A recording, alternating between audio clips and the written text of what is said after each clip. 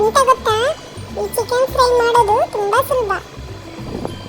ಒಂದು ಬೌಲಿಗೆ ಅರ್ಧ KG chicken drumstick leg piece ಬರ್ತದಲ್ಲ, ಅದನ್ನು ತಗೊಂಡು ಒಳ್ಳೆ ಮಾಡಿ ತೊಳೆದು ಅದಕ್ಕೆ 2-3 ಕಟ್ಸ್ ಹಾಕಿ ಇಡುವ. ಇದು ಕಟ್ ಮಾಡಿ ಹಾಕಿದ್ರೆ ಅದಕ್ಕೆ ಒಳ್ಳೆ ಮಸಾಲೆ ಎಳೆದುಕೊಳ್ಳುತ್ತೆ. ನೀವು ಹೆಚ್ಚು ಇಡಬೇಕಂತಿಲ್ಲ ಮಸಾಲೆ ಹಾಕಿ.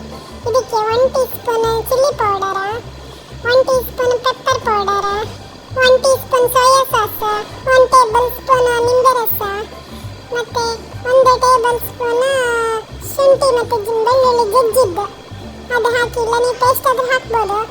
ಇದಿಷ್ಟು ಹಾಕಿ ಕಡೆಗೆ ರುಚಿಗೆ ತಕ್ಕಷ್ಟು ಉಪ್ಪು ಹಾಕಿ ಚೆಂದ ಮಾಡಿ ಮಿಕ್ಸ್ ಮಾಡಿ ಎಲ್ಲ ಪೀಸಿಗೆ ಮಸಾಲೆ ತಾಗಿದ ನಂತರ ಒಂದು ಅರ್ಧ ಗಂಟೆ ಅದನ್ನು ರೆಸ್ಟ್ ಮಾಡಲು ಬಿಟ್ಟು 1 ಟೇಬಲ್ ಸ್ಪೂನ್ ಕಾರ್ನ್ಫ್ಲೋರ್, ಅದಕ್ಕೆ ಸ್ವಲ್ಪ ಪೆಪ್ಪರ್ ಪೌಡರ್ ಮತ್ತು ಸ್ವಲ್ಪ ಚಿಲ್ಲಿ ಪೌಡರ್ ಹಾಕಿ ಇನ್ನೊಮ್ಮೆ ಒಳ್ಳೆ ಮಿಕ್ಸ್ ಮಾಡಿ ಬಿಡೋಣ.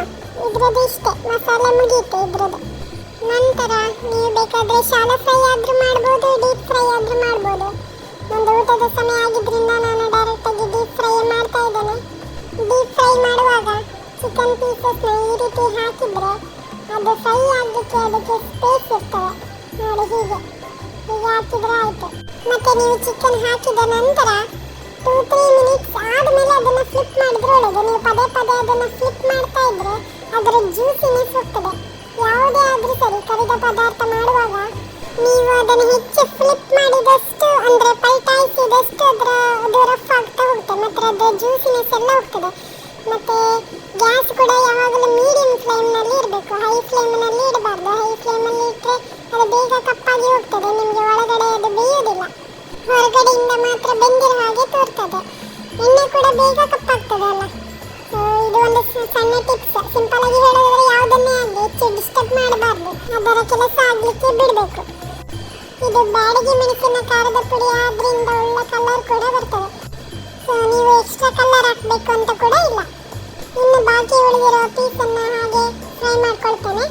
ಇದು ಕೋಟಿಂಗ್ ಕೂಡ ಬಿಡೋದಿಲ್ಲ ನಿಮಗೆ, ಮತ್ತು ಎಣ್ಣೆ ಕೂಡ ಜಾಸ್ತಿ ಎಳೆಯೋದಿಲ್ಲ.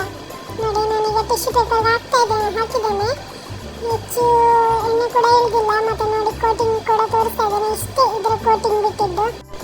ಸೊ ಕೋಟಿಂಗ್ ಬಿಡುತ್ತೆ ಅನ್ನೋ ಭಯ ಕೂಡ ಇರೋದಿಲ್ಲ ಈ ರೆಸಿಪಿಲಿ. ಸೊ ಅಂಗಡಿಯ ಕಬಾಬ್ ಪೌಡರಿಗೆ ಬಾಯ್ ಬಾಯ್ ಹೇಳ್ಬೋದಲ್ಲ ಈಗ. ರೆಸಿಪಿ ಇಷ್ಟ ಆದರೆ ಲೈಕ್ ಮಾಡಿ, ಶೇರ್ ಮಾಡಿ, ಸಬ್ಸ್ಕ್ರೈಬ್ ಮಾಡಿ ಆಯಿತಾ. ಮುಂದಿನ ವಿಡಿಯೋದಲ್ಲಿ ಸಿಗುವ. ಅಲ್ಲಿವರೆಗೂ ಟೇಕ್ ಕೇರ್.